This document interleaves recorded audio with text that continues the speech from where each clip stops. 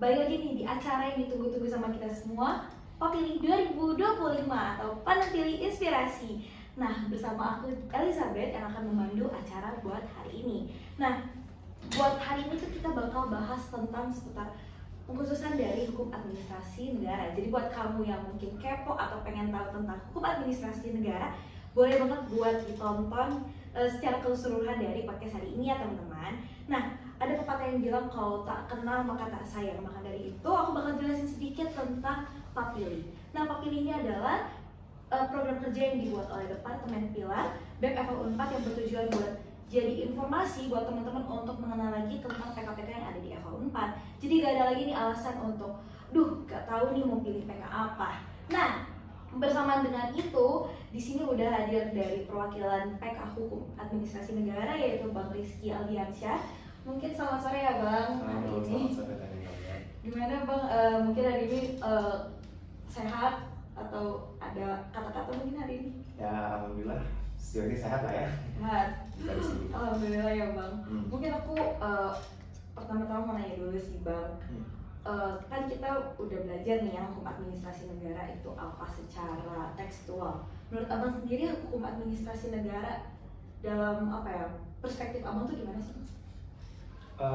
Kalau dalam perspektif aku ya, hukum administrasi negara itu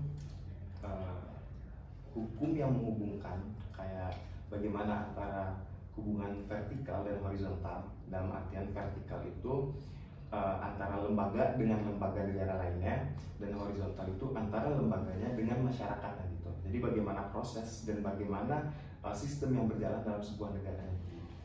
Oh, jadi sebenarnya bukan cuma tentang pemerintah aja ya, tapi ada timbal balik ke masyarakat juga ya Bang. Gitu. Berarti kira-kira nih Bang, apa sih yang menjadi alasan Abang untuk ngambil PK-Han gitu ya? Mungkin menurut banyak orang kayak agak asing mungkin ya Bang, kayak apa ya, Han tuh kayak lebih jarang lah gitu Bang dibandingkan yang lain. Kira-kira apa sih Bang? Oke, mungkin dulu mulai dari ini ya. Jujur aku tuh dulu udah pengen masuk hukum tuh bahkan udah sejak kelas 6 SD. Tapi tahunya cuma ada hukum pidana dan hukum perdata, dua itu doang lah yang paling umum ya. Dan kebanyakan anak-anak hukum pun paling banyak pengen masuk dua PK itu. Nah, makin berjalan ke sini, terkhususnya pas SMA, aku mulai suka tuh bahasan-bahasan yang berhubungan dengan negara gitu. Bagaimana sistem pemerintahan dan kayak gitu, bagaimana pemerintah itu berjalan gitu, ke masyarakatnya bagaimana timbal baliknya gitu. Terus pada akhirnya pas kuliah, aku memutuskan kayak kalau misalkan aku masuk PK ini, dulu tuh pilihannya aku mau masuk antara perdata atau mau masuk administrasi negara. Kalau masuk perdata itu terlalu banyak bahasnya bahasan-bahasan yang privat banget gitu ya, dalam hukum privat gitu. Sedangkan kalau misalkan aku bahas di dalam hukum administrasi negara itu banyak aspek yang bisa aku ambil. Aku bisa ambil aspek pidananya bisa di sana, walaupun terbatas dalam hubungan antara masyarakat dengan negara gitu ya. Cuman secara nggak langsung aku lumayan banyak paham gitu, mulai dari hukum pidana kira-kira gitu ya. Ada hukum perdatanya juga di dalam.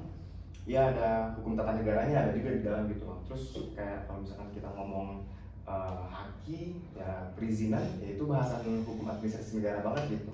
Kayak gitu lah kira-kira. Berarti sebenarnya hari ini nggak cuma terbatas hubungan negara sama masyarakatnya aja, tapi ada dari mungkin program-program khususan yang lain juga ya masuk ke HAN ini. Mungkin di HAN ini sebenarnya yang paling apa ya Bang, kental tuh apa sih Bang di PK-Han itu?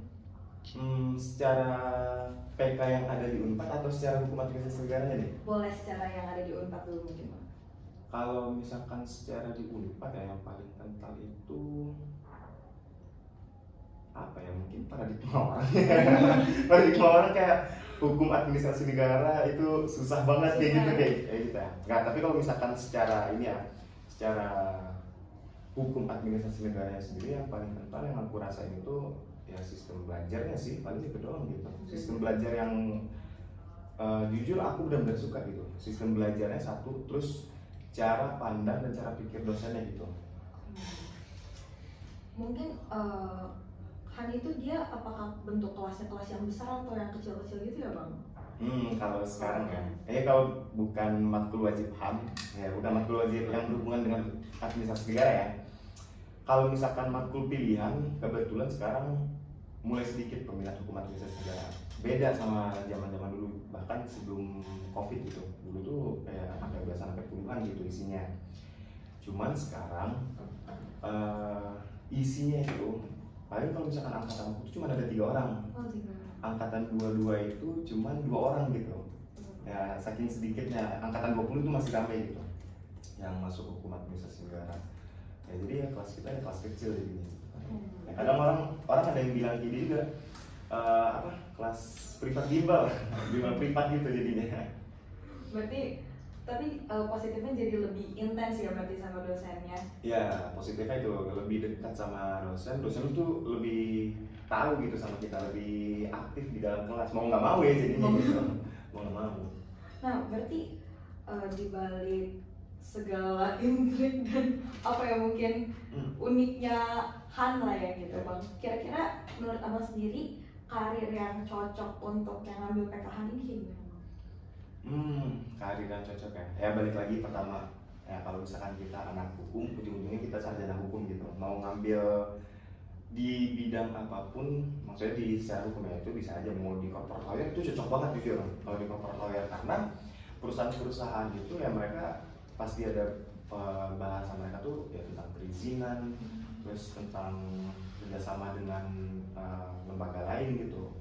Nah itu cocok banget Han sebenarnya dalam, apalagi Han itu kan ada bahas kepegawaian gitu.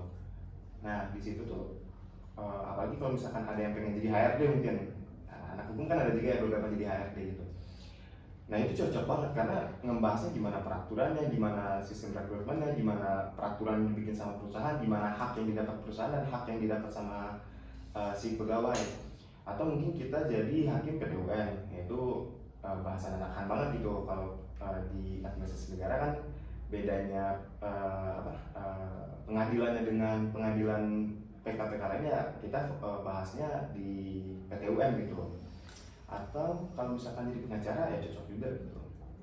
Gitu kira-kira. Berarti sebenarnya nggak terbatas cuman PNS lah ya gitu bang, tapi bisa ke yang lain juga, bahkan bisa ke lawyer juga tadi ya. Bisa lawyer juga. Berarti bang kira-kira kalau sistem belajarnya di PKH itu kayak gimana ya bang? Selain yang tadi mungkin udah dijelasin juga yang kelasnya mungkin lebih kayak bimbel mungkin privat. Nah, udah sempat disinggung lah ya beberapa tadi. Cuman ada beberapa bentuk sistem yang aku suka dari pemikiran dosennya, terus sistem kelas yang kecil, jadi kita lebih intens. Pertama itu kita itu kayak diminta sama dosen kayak, menurut kalian gimana? Jadi kayak ya kita dilatih gitu public speaking kita, gimana cara kita mengolah pikiran kita, gimana cara kita mengolah dari hasil pikiran kita dan kata-kata itu. Nanti akhirnya tanya jawab dan diskusi yang sehat tuh hadir gitu dalam kelas. Yang kedua, dosen itu nggak terlalu sering banget ngasih tugas yang berlebihan banget gitu. Bahkan ada dosen yang nggak pengen gitu ada UAS, kayak udah UAS nggak usah, UAS diganti aja gitu. Ya akhirnya apakah kita disuruh bikin legal opinion atau kita disuruh bikin sesuatu yang untuk melatih hard skill kita. Nah kita dilatih hard skill dan soft skill gitu secara langsung di kelas. Dan yang terakhir, ada salah satu dosen, ini waktu itu aku suka banget gitu kata-kata dosen itu. Jadi kita ada dikasih salah satu tugas, ya kita disuruh analisis putusan. Terus itu beda dosen ya yang ngasih tugas. Terus dosen ini bilang, karena memang dikasih apa minggu lalu, kita disuruh begini nih Pak. Terus dosennya bilang, saya itu kenapa nggak mau ngasih kalian terlalu banyak tugas, karena kalian disuruh menganalisis putusan. Kami aja dosen yang udah S3, S2 pun belum tentu juga hasil analisa putusan kami itu benar gitu. Jadi kalian tuh nggak perlu banyak-banyak tugas banget gitu dalam pelajaran tuh. Kalian tuh perlu yang ngembangin hard skill dan soft skill kalian gitu, kata dosennya. Aku ingat banget itu kata-kata di kelas dan kayak wah nih gila, keren banget gitu pikiran dosennya gitu. Jadi kayak doktrin ya kata-katanya. Gitu. Berarti kan tadi udah ada tadi ada mention soal soft skill dan hard skill, mungkin tadi ada mention soal legal opinion juga. Berarti anak-anak PKH ini kira-kira ada lombanya nggak? Atau misalnya abang sendiri ada pernah ikut lomba-lomba atau ya mungkin lomba sih bang, yang akademik gitu? Kalau buat angkatan aku, jujur aku nggak tahu, ya karena bertiga doang ya. Tapi kalau misalkan dari alumni yang pernah ngambil PK Hukum Administrasi Negara, aduh aku lupa juga nama abang itu, maaf. Tapi abang itu salah satu mawapres, ya juara debat, juara mukor, banyak bang lomba-lomba yang diambil gitu, dan dia sering juara. Dan ya pada masanya dia salah satu anak fakultas hukum yang berprestasi banget gitu, dan kebetulan dia anak hukum administrasi negara. Ya mungkin karena kita sedikit ya mahasiswa kita, jadi ya kalau misalkan di angkatan-angkatan ini tuh tetap ada yang ikut lomba, cuman ya mungkin masih belum beruntung ya, jadi masih belum mendapatkan juara gitu. Tapi kalau misalkan dari aku pribadi, aku tuh masih belum sering, bahkan belum pernah ikut lomba di Fakultas Hukum ya, karena ada keterbatasan waktu gitu, dan susah untuk membagi waktunya. Contohnya dulu aku pas maba itu aku langsung jadi kepala departemen di BMKM.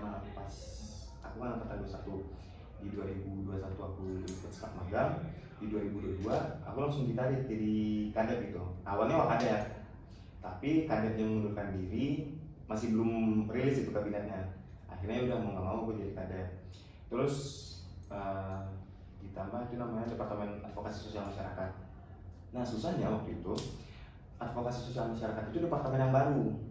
Jadi dia itu penggabungan dari 2 departemen. Jadi secara nggak langsung ya aku maba, terus ini departemen baru, ya aku harus bikin formula baru dong buat departemennya gitu. Walaupun konsep besarnya udah ada dari kabinnya yang bikin departemen itu, cuman bagaimana teknis, bagaimana geraknya, bagaimana sistem yang akan berjalan itu dipimpin oleh kadep kan gitu. Jadi itu dulu kenapa aku bilang nggak ada waktu, mulainya dari jam 10, beresnya jam 12 malam, beresnya jam 3 subuh. Jadi ya kurang tidur dulu. Bahkan mobilitasnya itu tinggi banget. Ya kan kita ada proker yang sampai ke NTT, Nusa Tenggara Timur gitu. Yang kayak gitu. Terus di tahun kedua di 2023 aku jadi kabir. Jadi kepala bidang ditarik. Terus ya kurang lebih sama lah ya kesibukannya dan jam ininya, jam kerjanya gitu. Terus di 2024 itu aku kayak udah hilang aja passion mau ikut lomba gitu, karena kayak udah mau masuk angkatan akhir. Terus ya udah aku lagi sering aktif di luar kampus juga waktu itu. Jadi itu sih kenapa jarang ikut lomba, cuman aku lebih sering aktif di organisasi gitu, ya di BMKM waktu itu. Organisasi ya bang, berarti wah keren banget sih bang, jujur dari maba udah aktif gitu ya. Mungkin itu nggak bisa semua orang hadapin ya bang, berarti dari maba langsung kadep. Iya, kaget juga sih waktu itu, kaget waktu itu, gak expect juga. Langsung jadi kadep ya bang, berarti kira-kira nih bang buat maba-maba atau mungkin teman-teman kita yang angkatan 24 atau mungkin juga yang masih bingung mau ngambil PK apa, ada gak sih bang tips-tips untuk milih atau mungkin ajakan tipis mungkin bang buat milih PKH? Oke, mulai dari yang pertama apa ya, tips-tipsnya itu. Pertama saran dari aku, kalau mau ngambil PK itu teman-teman jangan dengar dari diri hati sendiri deh gitu. Jangan kayak FOMO-FOMO ikut orang paling banyak ngambil ini terus ikutan ngambil PK ini juga gitu. Ya karena yang bisa ngatur diri kita sendiri gitu. Dan yang akan menanggung akibatnya juga kita nanti di masa depan. Jadi kayak kalau teman-teman senang di bidang tersebut, ya ambil aja di bidang itu. Jangan coba-coba karena orang lebih ramai di sini gitu. Terus yang kedua, jangan terlalu takut untuk mengambil sesuatu yang kita belum tahu gitu. Kita belum coba merabanya, tapi kita udah berkesimpulan gitu. Contoh HTN, ya 2 PK ini orang takut banget gitu masuk. Contoh kalau di angkatan aku juga 2 orang doang yang masuk HTN gitu. Orang belum masuk ke dalam, tapi orang udah memberikan kesimpulan kalau itu susah gitu. Dari mana orang bisa memberikan kesimpulan itu? Sedangkan belum pernah coba di dalam gitu. Terus terkait kalau misalkan untuk ngambil PK juga salah satunya, apakah teman-teman pada akhirnya nanti itu mau cepat lulus atau enggak, ambil aja itu. Jadi tanya-tanya aja senior, kayak ini susah nggak cari judulnya, ini susah nggak dosen-dosennya, ini gimana bimbingannya, ini gimana matkul-matkulnya, kayak gitu aja gitu ngambil PK. Kalau aku jujur aku nggak pilih yang realistis gitu. Kenapa? Karena pada akhirnya ya mungkin kebutuhan dari orang tua juga ya, kalau bisa lulus cepat gitu, jangan sampai 2 digit gitu ya. Ya alhamdulillah teman-teman aku di PK lain itu berhasil gitu. Karena aku yakin mereka benar-benar pengen di PK itu gitu dan serius. Apa yang ngambilnya itu berdasarkan apakah teman-teman sekiranya kalau ngambil PK itu akan terbebani atau enggak. Itu aja yang pertamanya gitu. Akan merasa terbebani belajar hukum atau enggak. Jangan sampai nanti di semester 5 ngerasa aduh aku salah ngambil jurusan gitu, apa keluar aja gitu atau pindah fakultas ya, kan ada yang sampai kayak gitu ya bahkan ya gitu. Jangan sampai kayak gitu. Berarti kalau misalnya HAM tuh tipe PK HAM tuh yang tipe cepat atau gimana kalau PK? Kalau sejauh yang aku lihat ya, kalau misalkan mahasiswanya serius, ya maksudnya dalam artian apa ya, benar-benar mau menggarap gitu, cepat gitu, bukan tipe yang lama kalau hukum dan administrasi negara. Jadi kembali ke orangnya lagi ya bang, kalau masalah skripsi dan lulus. Iya. Mungkin boleh bang terakhir closing statement dari abang mungkin tentang PKH atau tentang PK lah mungkin. Oke, secara keseluruhan PKH itu ya, mungkin udah sempat singgung lah tahu beberapa ya pengertiannya aku atau apa ya, cuman aku mau ngasih pandangan aja ke teman-teman gitu, teman-teman yang akan mengambil PK nantinya dan masih kebingungan. Kalau misalkan teman-teman senang membahas negara, teman-teman nggak pengen terlalu banyak tugas, teman-teman nggak pengen cari nilai itu susah banget. Jujur nih, ini satu lagi nih keunggulan itu, nilainya mudah banget, minimal kita dapat B. Itu serius, minimal B. Itu bahkan ada dosennya juga yang ngomong udah saya baik ya udah saya kasih B aja gitu. Bahkan tugas aja nggak jalan atau nggak ada UAS UTS aja waktu itu ada lah kejadian waktu itu dikasih B gitu ya, dapat nilai mudah. Terus yang paling enak adalah bahasa HAM itu luas banget, mau dikaitin sama pidana, mau dikaitin sama perdata, mau dikaitin sama apapun, banyak banget itu. Bahkan kejadian HAM itu mungkin sekali seminggu bahkan ada kejadian hukum administrasi negara yang baru gitu yang bisa dijadikan bahan referensi untuk skripsi. Ditambah ya saingannya nggak banyak juga gitu ya, nilai yang mudah, cari skripsi yang mudah, dosennya enak banget, terus apa ya, lingkungan dosennya tuh asik banget lah gitu ya, gitu sih ya mari masukkan gitu. Jadi mungkin apa ya, dari podcast kita hari ini bisa mematahkan stigma-stigma yang ada selama ini ya bang tentang PK-PKhan. Kayak PKhan tuh sering dianggap susah, mungkin dosennya ribet, ternyata malah justru gampang ya bang. Sebaliknya bahkan sebenarnya. Nah benar sih bang, berarti tadi jangan cuma dengar dari orang, tapi harus cari tahu dulu aslinya kayak gimana. Bahkan ada fun fact dulu nih, anak apa namanya yang pertukaran pelajar dari luar universitas, exchange gitu. Tapi bukan exchange, yang program dari Kemendikbud dulu apa sih yang udah dihapus itu? ISMA. Bukan ISMA. ISMA yang luar negeri ya? Iya, ISMA yang luar negeri. Ada, aku lupa lagi namanya. Ya kan dari universitas lainnya, pada yang masuk ke Unpad. Tanggapan mereka ya, kebetulan aku udah kahim juga waktu itu. Tanggapan mereka ya enak banget ya dosen Unpad gitu, kayak aktif, terus ngasih nilai enak banget gitu, mudah banget dapat nilai A di sini. Itu tanggapan mereka. Ya mereka karena kan ngambilnya PKH, ya karena aku interaksi dengan anak-anak yang ngambil di HAN, maksud bukan PKH ya, tapi mereka tuh ngambil matkul-matkul yang ada di HAN, matkul pilihannya gitu. Ya itu tanggapan mereka, wah enak banget.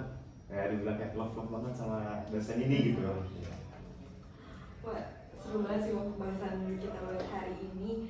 Aku mau ucapin terima kasih banyak juga buat abang. Mungkin juga sayang banget nih waktu kita buat ngobrol-ngobrol dicukupkan dulu ya bang sampai di sini. Buat teman-teman yang lain yang mau tahu tentang PK-PK yang ada di Unpad, di FH Unpad, bisa juga buat nonton episode-episode lainnya dari Papili 2025. Nah, aku mau ucapin sekali lagi buat Bang Rizky yang udah nyempetin waktunya untuk hadir di podcast hari ini Iya, Bang. kayak Terima juga, kasih. juga ya. Sukses terus mungkin Bang di pendidikannya Amin, di amin. Sukses juga. Amin. Di segala kesibukannya mungkin ya Bang. Hmm. Makasih Thank you. banyak. Thank you. Nah teman-teman, sekian untuk podcast hari ini. Saya Elizabeth pamit undur diri. Sampai jumpa di episode lainnya. Bye bye.